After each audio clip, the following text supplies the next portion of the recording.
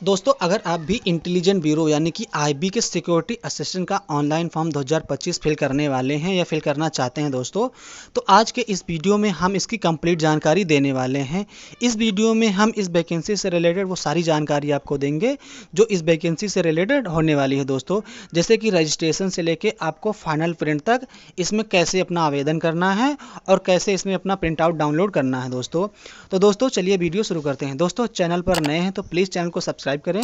इस प्लेटफॉर्म पे ऐसे ही गवर्नमेंट जॉब से रिलेटेड फॉर्म फिलअप के वीडियो आपको समय समय पर मिलते रहते हैं। तो चलिए दोस्तों, सबसे पहले इसका नोटिफिकेशन रीड आउट कर लेते हैं, उसके बाद में इसमें अपना आवेदन हम करते हैं। तो यहाँ पे जैसा कि देख सकते हैं, इंटेलिजेंट ब्यूरो के सिक्योरिटी असिस्टेंट की ये वैकेंसी है जिसमें 4,987 पद दिए गए हैं दोस्तों। अब यहाँ पे पद का नाम है इंटेलिजेंट ब्यूरो सिक्योरिटी असिस्टेंस। और यहाँ पे एलिजिबिलिटी की बात करते हैं दोस्तों, तो आपका जो है 10+2 यानी कि 10th के साथ साथ दोस्तों आपका इंटरमीडिएट पास आउट भी होना कंपलसरी है। अगर आप ग्रेजुएट हैं तब अपनी ग्रेजुएशन की डिग्री भी इसमें ऐड कर सकते हैं, अदरवाइज मिनिमम क्वालिफिकेशन आपका इंटरमीडिएट होना कंपलसरी है।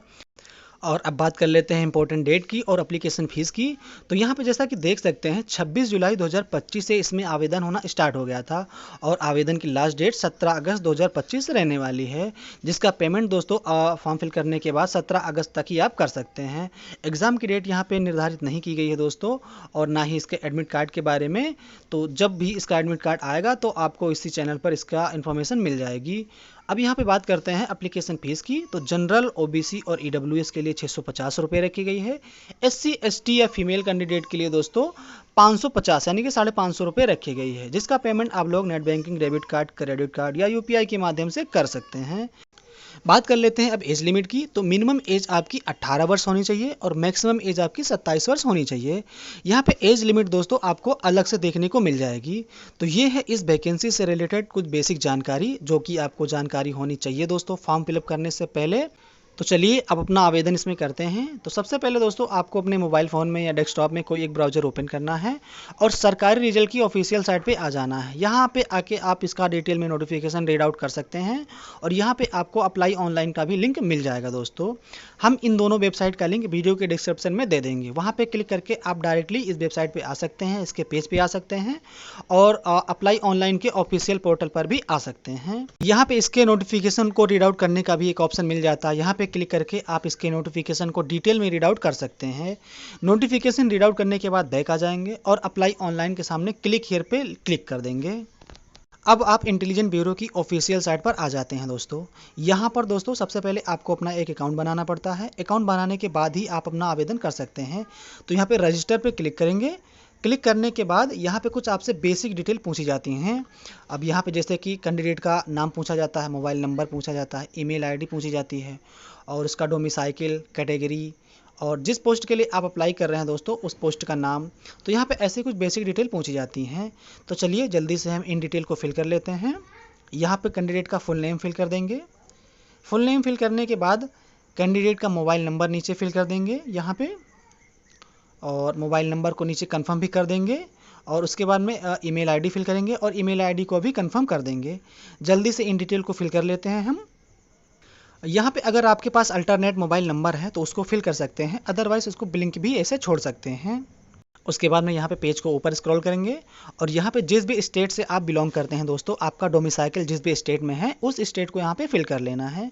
अब यहाँ पे जो भी आप डोमिसाइकिल अपना स्टेट फिल करेंगे उसी के अकॉर्डिंग, उसी के डिस्ट्रिक्ट के अनुसार यहाँ पे आपको ऑप्शन मिलेगा फिल करने का। तो यहाँ पे हमने उत्तर प्रदेश फिल किया तो उसी के अकॉर्डिंग यहाँ पे काफ़ी सारे ऑप्शन देखने को मिलेगा। उसके बाद में आपको अपना कैटेगरी फिल करना है और यहाँ पे पोस्ट के नेम को फिल करना है। हालांकि यहाँ पे एक ही पोस्ट है दोस्तों सिक्योरिटी असिस्टेंट की, तो उसको सेलेक्ट कर लेना है। उसके बाद में ऑटोमेटिक यहाँ पे पोस्ट कोड आ जाएगा और यहाँ पे अब जनरेट ओटीपी पर हम क्लिक कर देंगे।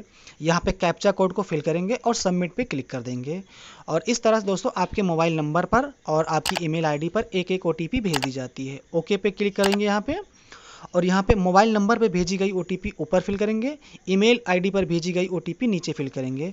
ओटीपी फिल करने के बाद वैलिडेट पे हम क्लिक कर देंगे। यहाँ पे हमारी मोबाइल OTP वैलिडेट हो जाती है और इसी तरह ईमेल ID OTP वैलिडेट हो जाती है। अब यहाँ पे आई एग्री पे क्लिक करेंगे, कैप्चा कोड को फिल करेंगे और प्रीव्यू पे क्लिक कर देंगे। अब यहाँ पे दोस्तों अभी तक आपका OTR चल रहा था ये, तो इस स्टेप पे आपने जो भी अपनी डिटेल फिल की है उसकी सारी डिटेल यहाँ पे आ जाती हैं। सारे बॉक्स को चेकआउट कर देंगे। चेकआउट करने के बाद वेरीफाइड पे क्लिक कर देंगे। अब सबमिट पे करेंगे क्लिक। आई एग्री पे यहाँ पे क्लिक करेंगे नीचे। आई एग्री पे क्लिक करने के बाद ओके पे क्लिक करेंगे। अब यहाँ पे आपका OTR सक्सेस हो जाता है दोस्तों। क्लोज पे क्लिक करेंगे। यहाँ पे आपके OTR संबंधित सारी डिटेल आ जाती हैं। अब आपको अपना आवेदन करना है तो यहाँ पे गो टू एप्लीकेशन पे क्लिक करेंगे और अपना आवेदन करेंगे दोस्तों।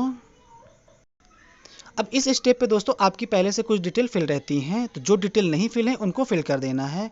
तो यहाँ पे जेंडर फिल करना है और उसके बाद में कैलेंडर के माध्यम से आपको अपनी डेट ऑफ बर्थ यहाँ पे फिल कर लेनी है और नेशनलिटी आपको अपनी फिल कर लेनी है। यहाँ पे अगर आपके पास डोमिसाइकिल सर्टिफिकेट है और आप SIB के लिए अप्लाई करना चाहते हैं दोस्तों, तो आपको यहाँ पे यस कर देना है। और अगर आप नहीं करना चाहते हैं तो आप सिंपल यहाँ पे नो कर सकते हैं। उसके बाद में यहाँ पे आपको अपना लोकल लैंग्वेज जो भी है दोस्तों उसको फिल कर लेना है। तो यहाँ पे एक ही लैंग्वेज यहाँ पे दी जाती है तो उसको यहाँ पे अप्लाई कर देना है। उसके बाद में आपको अपनी पर्सनल डिटेल फिल करनी है। तो यहाँ पे सबसे पहले कैंडिडेट का नाम यहाँ पे फिल रहता है, फादर नेम को फिल कर देना है, अपनी मदर नेम को यहाँ पे फिल कर देना है। उसके बाद में नीचे दोस्तों अगर आपको अपना मैरिटल स्टेटस यहाँ पे फिल करना है। उसके बाद में आपको अपना रिलीजन यहाँ पे फिल करना है। मोबाइल नंबर और ईमेल ID आपकी पहले से यहाँ पे फिल रहती है। अब यहाँ पे पेज को ऊपर स्क्रॉल करेंगे और यहाँ पे दोस्तों जिस भी स्टेट में आप अपना एग्ज़ाम देना चाहते हैं उस स्टेट को यहाँ पे फिल करेंगे और उसी के अकॉर्डिंग यहाँ पे सिटी उसका फिल करना रहता है। तो यहाँ पे 5 ऑप्शन आपको दिए जाते हैं, आपको अपने अकॉर्डिंग यहाँ पे पाँचों ऑप्शन को फिल कर लेना है दोस्तों। तो जल्दी से हम एग्ज़ामिनेशन सेंटर या स्टेट को फिल कर लेते हैं। सेंटर को फिल करने के बाद यहाँ पे एक्स सर्विसमैन की डिटेल पूछी जाती है दोस्तों। अगर आप एक्स सर्विसमैन हैं तो यस कर देना है, अगर नहीं है तो नो कर देना है। अदर डिटेल में आपको नो कर देना है। और उसके बाद में यहाँ पे डिपार्टमेंटल एम्प्लॉय डिटेल, इस स्टेप में दोस्तों अगर आप गवर्नमेंट एम्प्लॉय रह चुके हैं या सरकारी नौकरी कर रहे हैं दोस्तों, कर चुके हैं, तो यहाँ पे यस कर देना है, अगर नहीं है तो नो कर देना है। उसके बाद में सेव कर देना है। इस स्टेप पे आपको अपना एड्रेस फिल करना रहता है। तो सबसे पहले यहाँ पे आप अपने गांव का नाम फिल कर सकते हैं एड्रेस 1 में। एड्रेस 2 को ऐसे ब्लैंक छोड़ सकते हैं या डाक खाने का नाम दे सकते हैं। उसके बाद में आपको अपनी कंट्री फिल करना है, स्टेट फिल करना है। स्टेट फिल करने के बाद अपनी सिटी का नाम यहाँ पे फिल कर देना है। जिस भी सिटी से आप बिलोंग करते हैं उस सिटी का नाम यहाँ पे फिल कर देना है। सिटी का नाम फिल करने के बाद आप अपने डाकखाने का पिन कोड यहाँ पे दे सकते हैं। उसके बाद में अगर आपका परमानेंट एड्रेस और करस्पॉन्डेंट एड्रेस दोनों अलग अलग है तो अलग अलग फिल कर सकते हैं। अगर दोनों एड्रेस सेम है तो सेम यस पे टिक करके नेक्स्ट कर दीजिएगा। अब यहाँ पे दोस्तों आपको अपने 10th की डिटेल फिल करनी है। सबसे पहले 10th की डिटेल, 12th की, उसके बाद में आप अपने अकॉर्डिंग अदर डिटेल फिल कर सकते हैं। तो यहाँ पे सबसे पहले आपको अपने बोर्ड फिल करना है, पासिंग मंथ या ईयर फिल करना है, यहाँ पे कॉलेज का नाम फिल करना है, सब्जेक्ट फिल करना है, क्वालिफिकेशन फिल करना है। तो जल्दी से हम इन डिटेल को फिल कर लेते हैं, उसके बाद में आपको दिखाते हैं दोस्तों हम।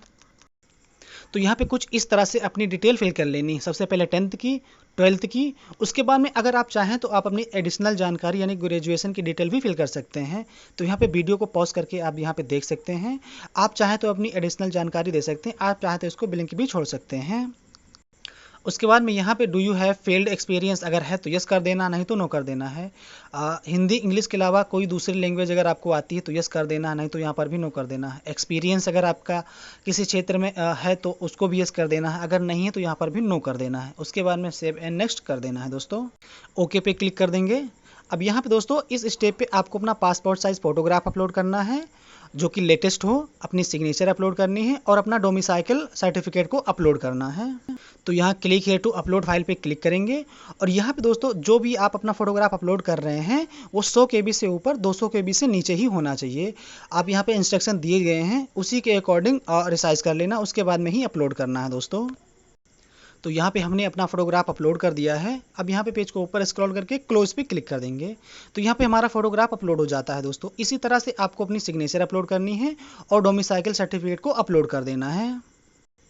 तीनों डॉक्यूमेंट अपलोड हो जाने के बाद व्यू पे क्लिक करके एक एक करके तीनों डॉक्यूमेंट को व्यू कर लेना है, यानी कि चेकआउट कर लेना है।